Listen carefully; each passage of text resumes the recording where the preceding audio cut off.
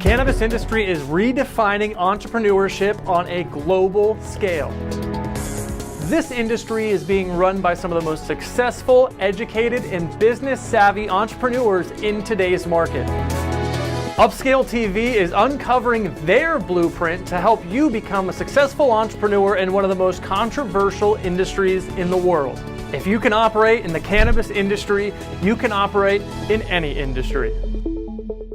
Welcome into the program, everybody. Thanks for tuning in to Upscale TV. I'm your host, Tim Stromble. Today on the program, a fantastic show. We're going to be introducing our panel for the first time. We're going to have a three-person panel, including me, Dr. Stuart Titus, Dr. Allison Moitry, and Dr. Marie Walbridge. Stay tuned for that. We're talking about medical hemp and medical CBDs, breaking down the science of how this stuff actually works. But before we get to that, a very interesting story that came out just after the holiday season surrounding the Democratic National Committee chairwoman, Debbie Wasserman Schultz. If you don't know who she is, she's her. Congresswoman Debbie Wasserman Schultz thinks it's okay for medical marijuana patients to go to federal prison. On May 30th, she voted against an amendment that would respect Florida's new laws and protect Florida's patients.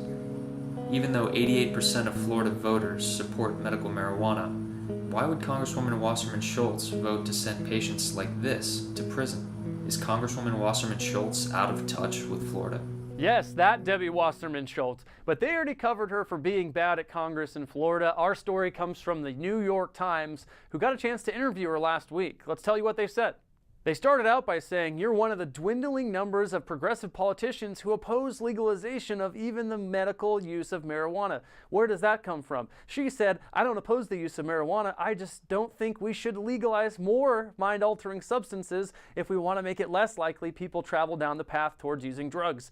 We have had a resurgence of drug use instead of a decline, and there is a huge heroin epidemic." Now, what she says here isn't entirely untrue if you base it on outdated information. A National Institute on Drug Abuse survey from 2013 shows illicit drug use in America up 8.3% since 2002. However, the survey admits that this is due to the rise of cannabis use, which is now legal in some form over 26 states. So Debbie's tactics are pretty clear here, right? You take something like heroin, which has caused 14,000 plus deaths per year in America, and you link it to cannabis, which the National Institute of Drug Abuse has linked to 0 deaths forever. Forever. So then the reporter gets a little bit cheeky and decides to attack Debbie with something called facts. He asks, "Heroin addiction often starts with prescribed painkillers. Pill mills were a problem in Florida, the state where you're a congresswoman, but the state didn't make prescribing opiates illegal." And she responded, "Yes, there is a difference between opiates and marijuana." And she's totally right. There's a huge difference. Prescription drugs and overdoses kill 40,000 Americans per year. I'd say that's a pretty big difference, wouldn't you?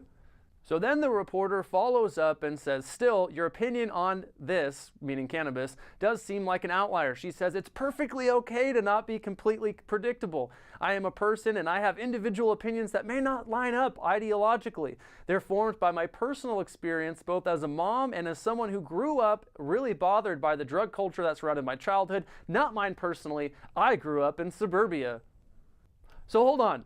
Did she just say it's okay to be a hypocrite as long as she bases this information on a childhood that she didn't have? She said she grew up in suburbia, right? Like, there has to be more to this story than she's saying. And there is. We found that information for you. Apparently, one of her top 5 campaign donators for re-election is a super PAC funded by alcohol companies like Bacardi USA, beer, and wine companies. But wait. Didn't she just say she wasn't in favor of the legalization of mind-altering substances? I think alcohol alters the mind, right? Let's go to the tape. So there's the tape. Oh, yep, alcohol's good. Nothing bad to see here. Just a bunch of guys slamming glasses together. Beer everywhere. Alcohol is great. Yep. Nope, alcohol is great. This is great. Not mind-altering. These people are sober. Yeah. Good job, Debbie. Nailed this one. Yeah, not hypocritical. Great work, Debbie Wasserman Schultz. Fantastic. Super duper. So why are we talking about this? I mean, it's pretty obvious, because who stands to lose if medical cannabis gets passed? Big alcohol, right?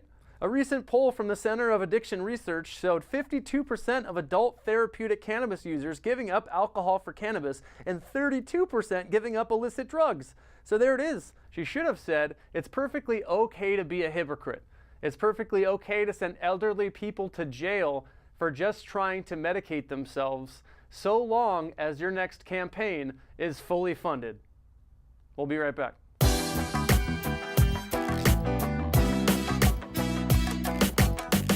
Welcome back to Upscale TV. Sure, so politicians might not have any idea what the medical cannabis program is like in America or who it helps. So we recruited these 3 doctors to tell us all about it. Let's jump over to the panel.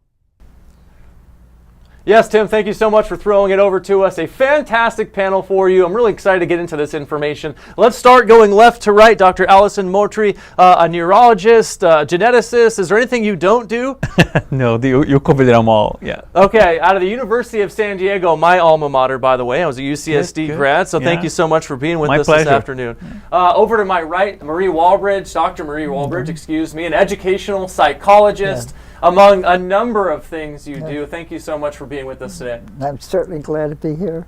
And right next to Marie, Dr. Stuart Titus, CEO of Medical Marijuana Inc. Stu, thank you so much for being with us, buddy. Great to be here, Tim. Thank you so much. A distinguished panel, and thrilled to be participating. Well, let's go ahead and get it kicked off. First thing I want to cover, as on the day, we're going to discuss how hemp and CBD kind of medical applications have developed, how they're being used, and how they actually work in the brain. So we have to start at square one, the endocannabinoid system. Could you tell us a little bit about it? Well, Tim, the endocannabinoid system has actually been discovered going back to the mid-1980s.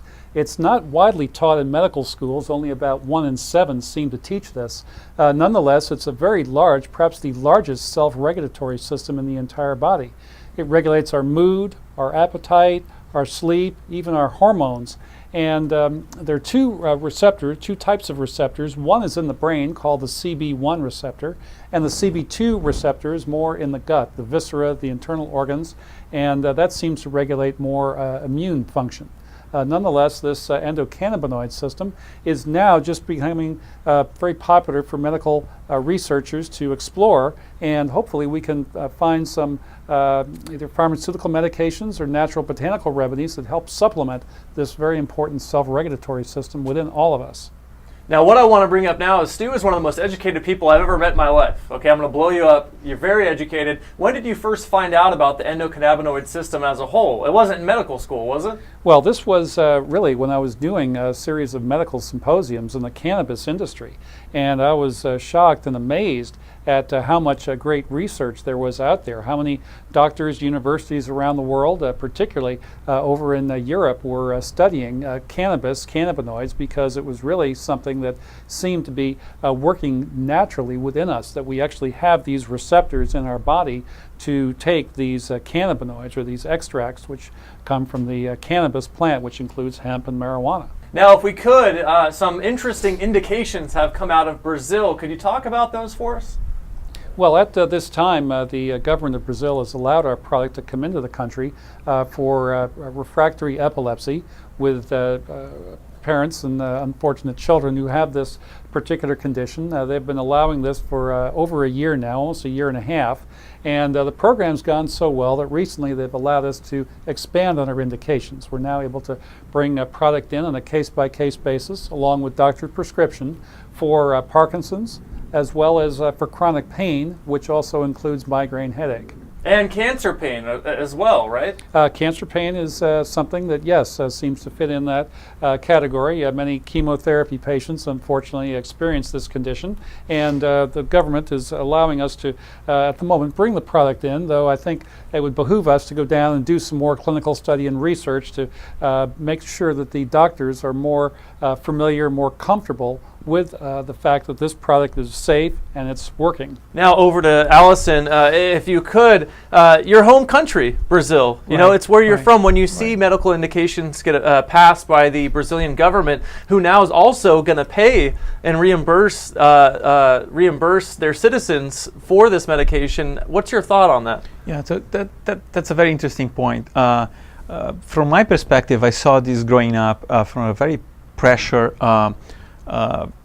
from the families that was giving on the doctors, on the government, and this was just blow my mind. I mean, people was talking about their experience with medical marijuana, and by the word of mouth, this is spread out like crazy. And for the past years, nobody was talking about that, and then everybody was talking about that. It was on television, was on the news, and suddenly, I mean, the government have to step out and actually start giving credit to these observations. Now over to Dr. Walbridge. How have you seen the medical CBDs impacting ADD, ADHD, the anxiety disorders that you work with hands-on on a day-to-day basis? Well, that's what I do, and I've been doing it for 40 years. And I am so enthusiastic about the CBDs and helping my guys. I was just telling these guys that I have a guy who started at Ralph's as a boxing, boxing groceries, and he was so frightened. He was like this. He couldn't speak even. So they called me up because I put him there. Oh, well, your guy isn't being friendly and nice to everybody, And I said, but he can't speak. And so I called his father, who's a medical doctor, and suggested the CBDs. It was not pretty. He just said, well, we have plenty of medications.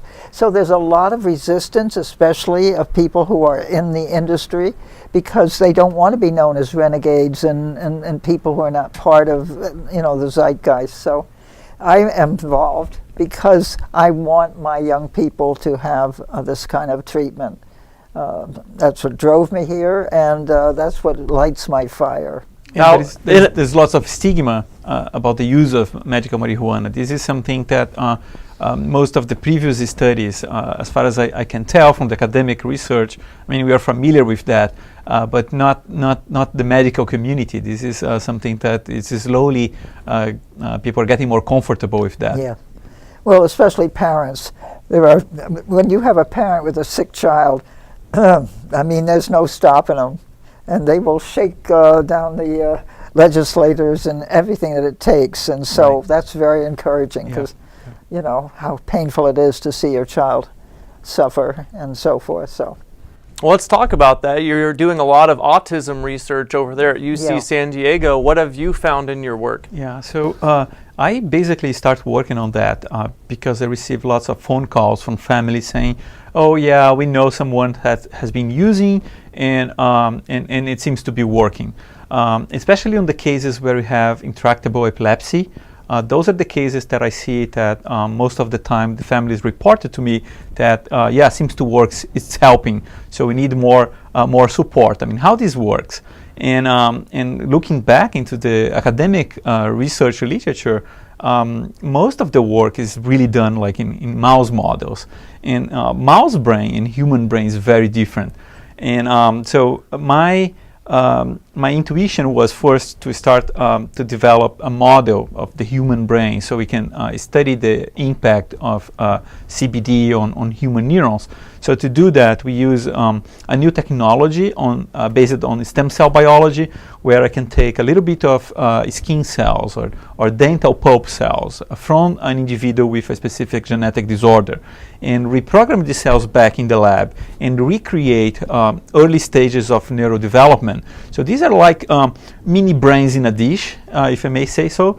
And by recreating these early neurodevelopmental steps, I can tell what goes wrong. And in some of these cases, these mini brains mimics what happens in the brain. And so it's a nice model to test the impact of CBD, and that's what we are doing in the lab, trying to figure out exactly how the drug works, what happens to neurons or brain cells when they are exposed to CBD. And we're going to touch on the dancing neurons for yes. Dr. Marie Walbridge and Sid. You got to meet this kid. What a trooper. A great story as well. Before we do, I want to follow up with you, Stu. For years, it was no medical claims, no medical impact for the industry and for hemp overall. You brought up a great metaphor that had to do with the ship and scurvy. Could you share that with us and how it kind of ties into the evolution of this? Well, certainly many generations ago, sailors on the open seas would come down with this condition called scurvy. And it seemed that giving them a small dose of vitamin C was helping take care of this particular problem. Today, many doctors in practice have never seen a case of scurvy because vitamin C is so much a part of our diet. Vitamin C, when it was first introduced, was kind of ridiculed by the medical community. It took many years before a recommended daily allowance was actually developed, but finally one very well-known researcher, Dr. Linus Pauling, who's certainly won many Nobel Prize awards, did a significant amount of research, and it did prove out that patients who took a good amount of vitamin C overcame many heart, cardiovascular, other disorders. It's all published in the literature. But nonetheless, we're at the very infancy stage of this natural botanical hemp-based CBD industry, and perhaps we are the next vitamin C. And Stu, to follow up on that question, I find it really interesting, especially in the research I did for this panel, talking to three smart people like yourselves. Countries like Mexico, Brazil, Colombia used to be the biggest importers to America for illegal substances. Now America is exporting medicine. Can you comment on kind of how that's evolved over the years? Well, certainly over time, many things have changed in the world. Presently, we have a very dynamic situation where countries such as Brazil, Mexico, even Puerto Rico were very anti-cannabis, didn't make any distinction or difference between marijuana, hemp, various cannabinoids, some psychoactive, some non-psychoactive. Now these countries have seen the potential benefits of non-psychoactive hemp, which significantly much less controversy than you have with psychoactive marijuana, a THC product, nonetheless seem to be supplementing this innate endocannabinoid system within us. And truly, if we're deficient in these cannabinoids, there is now a clinical endocannabinoid deficiency syndrome that leads to many maladies. And potentially by supplementing this natural system, we can help return more normal health and wellness to patients. But I think one of the most interesting bits of research that came out recently was the human genome. And it was estimated that initially that people doing the research were thinking that about 40% of our illness and disease was inherited genetically, and there wasn't much we could do about it. And then doing this research on the human genome, it turns out only about 10% is genetically inherited. 90% come from environmental factors. And unfortunately, we have a significant amount of environmental toxins in our society today. Our foods aren't quite what they were generations ago, et cetera. And with this, we've unfortunately seen significant rises in things such as autism, where it used to be maybe 1 out of 100,000 children had autism. Now it's maybe 1 out of 60. Some great information. When we come back, we're going to talk about the endocannabinoid system and how this medicine actually impacts the brain, including a really cool video. So stay with us. We'll be right back.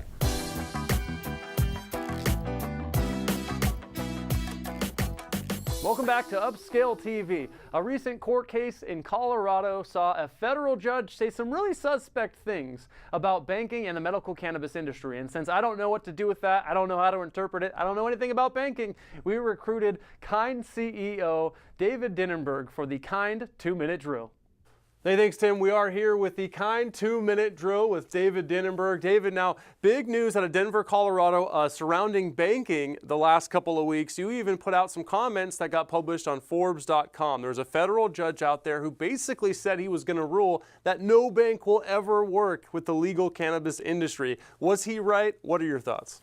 I do not believe the judge was wrong in what he said. I think that the media picked up on the tone of the judge, and a lot of the headlines that came out of the debate in court that day are false and misleading. I think the reality of it is this. The Attorney General's office, through the call memo that came out in 2013 as well in 2014, as well as FinCEN's guidelines, which is a division of the Treasury that deals in financial crimes, they set forth their financial services memo in February of 2014. Those two pieces of paper, the top cop in the country, the Attorney General, as well as FinCEN, which deals with financial crimes, laid out rules, guidelines on how financial institutions can conduct business with the cannabis industry. So my personal opinion is we have our guidelines, okay? The federal judge does not love the guidelines. Quite frankly, he's right. Law does need to change to fulfill a lot of the issues that are out there. However, I think you have to give more credit to what the country has done. The federal government has not done an incredible job. They've done a good job of allowing states to set their own rules and regs as far as the industry goes. And the top cop has set guidelines as how the federal government's going to leave these people alone if you do X, Y, and Z. Therefore, as banking comes, there are banks today. There's actually over 100 banks in our country that are taking deposits from cannabis businesses. Yes, they're not Bank of America, they're not Chase, they're not Wells Fargo, but they are your state chartered institutions. They are your credit unions that you walk past or you see every day in the community. And this is a community banking industry. That's what it is going to evolve in. Community banks and state charter banks and credit unions, they use a hybrid for compliance of people and technology. The big banks, 100% automation. You cannot comply with the Cole memo or the FinCEN memo by 100% automated. Because what happens is when you get that red flag one day at Wells Fargo, right, they don't have one problem. They're going to have thousands of problems. And then the exposure is millions, if not tens of millions of dollars. A community bank or a credit union, they know their customer, right?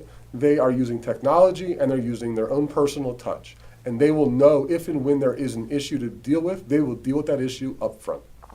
That's going to do it for our 2-minute drill. Back to you at the desk, Tim.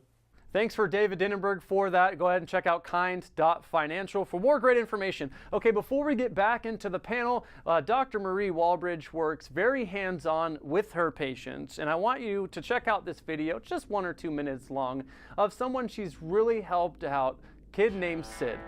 When you have special needs or things like that, it can be sort of depressing because it's an extra layer of your life that's very problematic.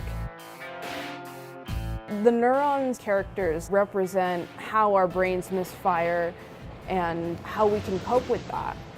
Before I started, taking CBDs, it was kind of a roller coaster. Sid falls on the spectrum of autism, but it's a very mild case and it's called Asperger's. They don't display these symptoms of severe autistic behaviors, and they're usually very bright. In fact, Silicon Valley is full of Asperger's. His condition shows up mostly in social interactions where there's a certain amount of intimacy and expectation of closeness. He does not get signals and messages, especially subtle ones that are not verbally spoken. You think he's hearing you, but he's hearing the words, but he is not catching a lot of the meaning. Sid has been on the CBDs about 5 months and has improved enormously. CBDs help neurons talk to each other. It quiets neuronal excessive activity. That's what anxiety is, neurons overfiring. If they can slow down, guess what happens? The person feels calmer, more centered, and more able to cope with the varying conditions that life presents. And that's why we talk about the dancing neurons, to help them understand they're not to blame. Neurons need some extra help. If you can use hemp oil or CBDs, which does not interfere with neural function but enhances it, you're way ahead of the game. And that's what this is about. It is an absolute blessing for people who have some of these conditions. Hemp oil helps so many people. I think it deserves some spotlight. I think these characters are going to give hemp oil the spotlight it needs. This isn't just any supplement. This could change lives for a lot of people. And welcome back. That fantastic video with Sid. You might have recognized Dr. Marie Walbridge in that video as well, Marie. Yes. If you could you talk about the brain and how you've seen the non-psychoactive, by the way, CBD versions kind of impact a kid like Sid? Sid's mother, and I talk to her often, said that she was so impulsive and so difficult. In fact, the school she's been in called me and said she won't draw what we're drawing, she won't follow our instructions, and she's off on her own trip. What are you going to do about it? So I said, well, we're working on it. I didn't talk to him about the CBDs, but I put her on the CBDs, and I haven't had a complaint from the school. She's in the animation Burbank Academy. She's much more mellow. She doesn't walk away from you in mid-sentence because she would do that. And she wrote a little blurb for us. It was very, very nice, saying that she can really, her relationships are much smoother. She can actually sit and listen to what somebody's saying to her, you know, and relate to it, which she couldn't before.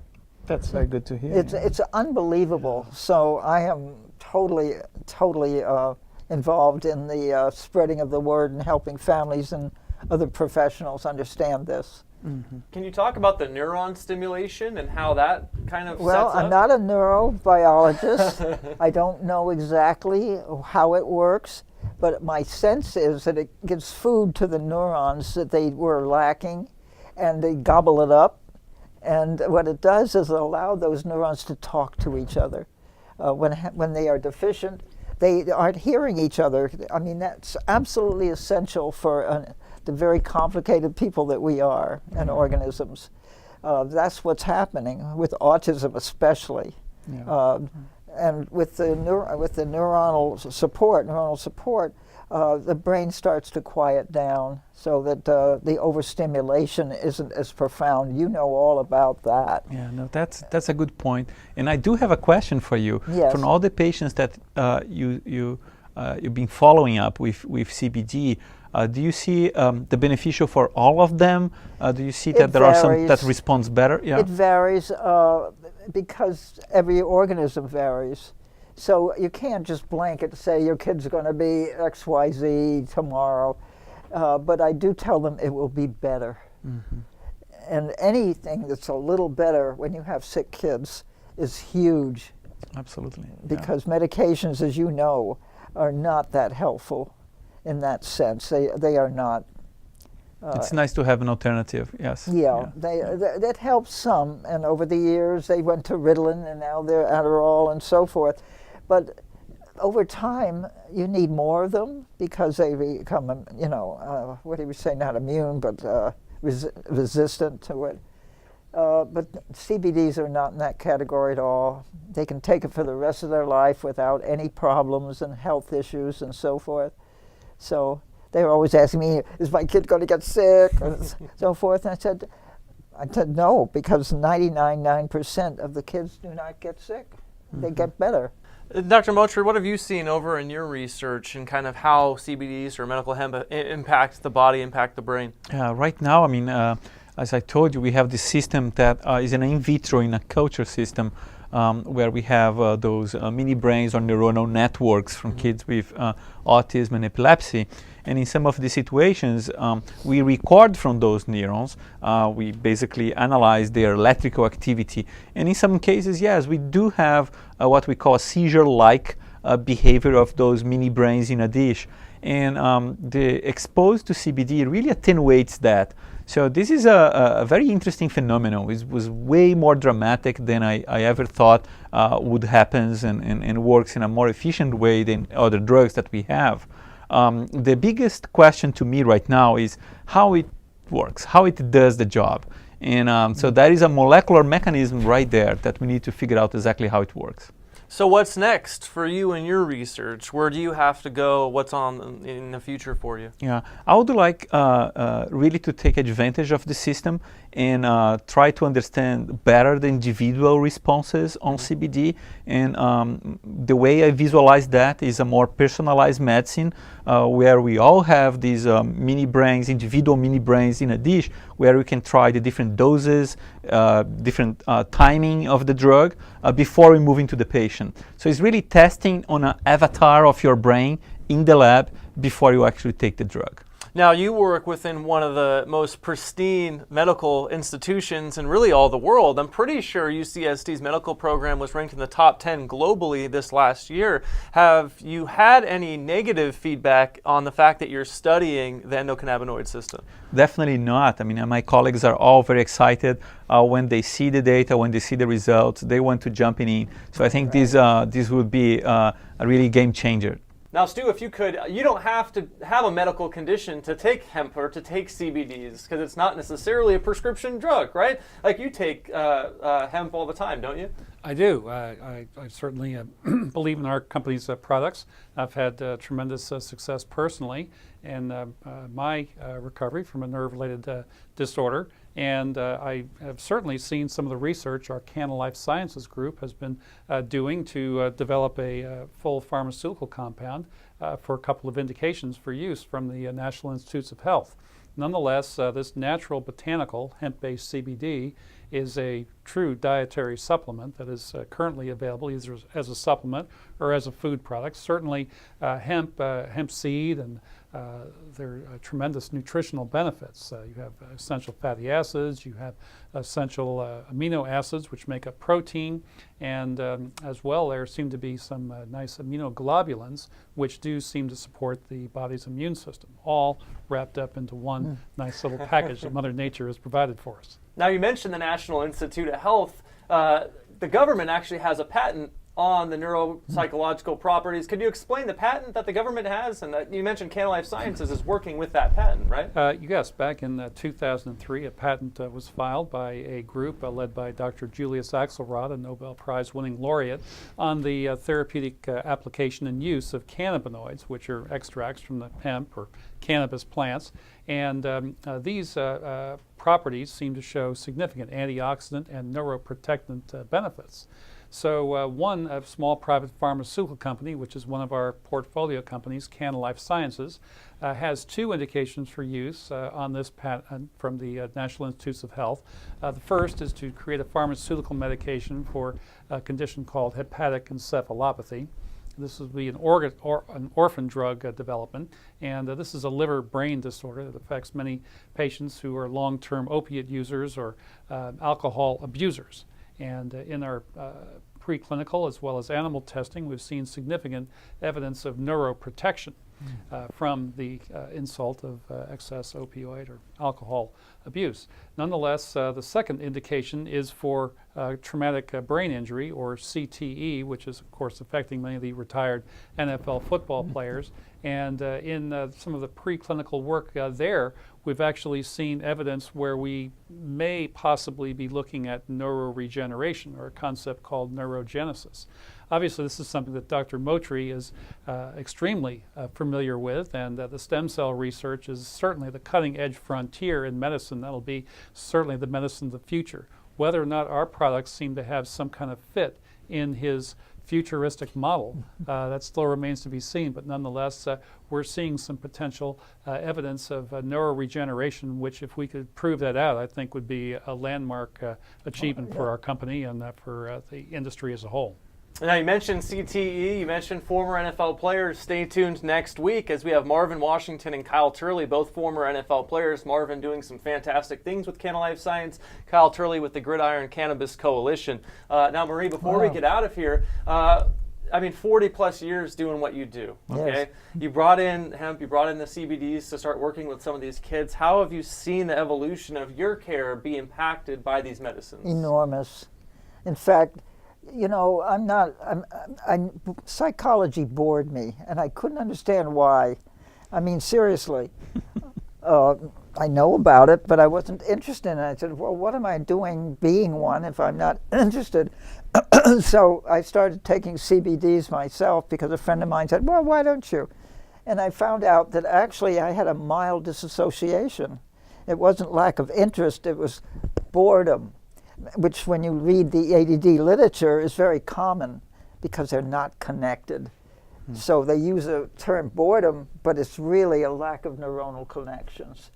And it woke me up, and I haven't shut up since because I am totally involved. I did my doctoral work on a physiological treatment as well. So I'm kind of that way anyway. And but this has just exploded in terms of my involvement and caring. Last question, Doctor, over to you. Where have you seen your research and your study kind of be impacted by the medical cannabis, medical hemp scene? My own feelings on working on something that actually works. I mean, we have so many chemicals, so many drugs out there, and yeah, they may have an effect, but there's always lots of side effects. and being working with CBD, it's something that it's fun and rewarding, because you know that this is already helping people, and we want to make it in a way where the science can help it do it more broader number of diseases or disorders. So that's a rewarding feeling, I would say. If you want to check out more of Allison's research, check out moitri.ucsd.edu. We'll put the link in there for you so you can find it real easy. Allison, thank you so much for the time. Thank you, Tim. If you want to check out Dr. Marie Walbridge's work and get in contact with her, we've got her email and phone number listed below, so get in touch with her. All right, if you want to keep up with what Stuart Titus is doing, Dr. Stuart Titus, the CEO of Medical Marijuana Inc., go to medicalmarijuanainc.com. MJNA is the stock ticker. General-hemp.com, or Hemp Meds to check out their flagship product, RSHO. Stuart, thank you so much for the time, my brother. And let's jump back over to the hostess, Tim.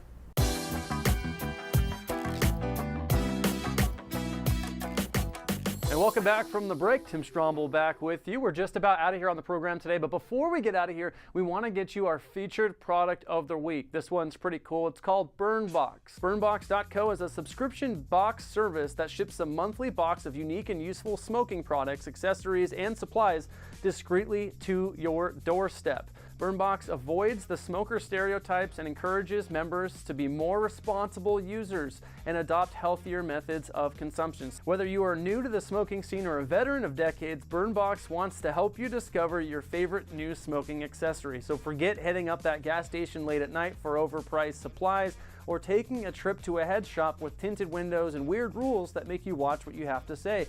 You shouldn't ever feel uncomfortable when obtaining your supplies. BurnBox offers excellent customer service and a full box of quality gear that keeps on delivering long after the value and the surprise of opening the box when it gets to your house. Now you can rely on BurnBox for your smoking essentials. They promise to keep things classy, convenient, affordable, and most of all, a ton of fun. So be kind, be safe, burn on. And we're giving away a BurnBox this week, so go ahead and head to our Facebook page, like, comment, or share this post for your chance to win. Or go ahead and check out burnbox.co and just sign up. It's a fantastic service. I don't know why you wouldn't. That's going to do it for us on the show today.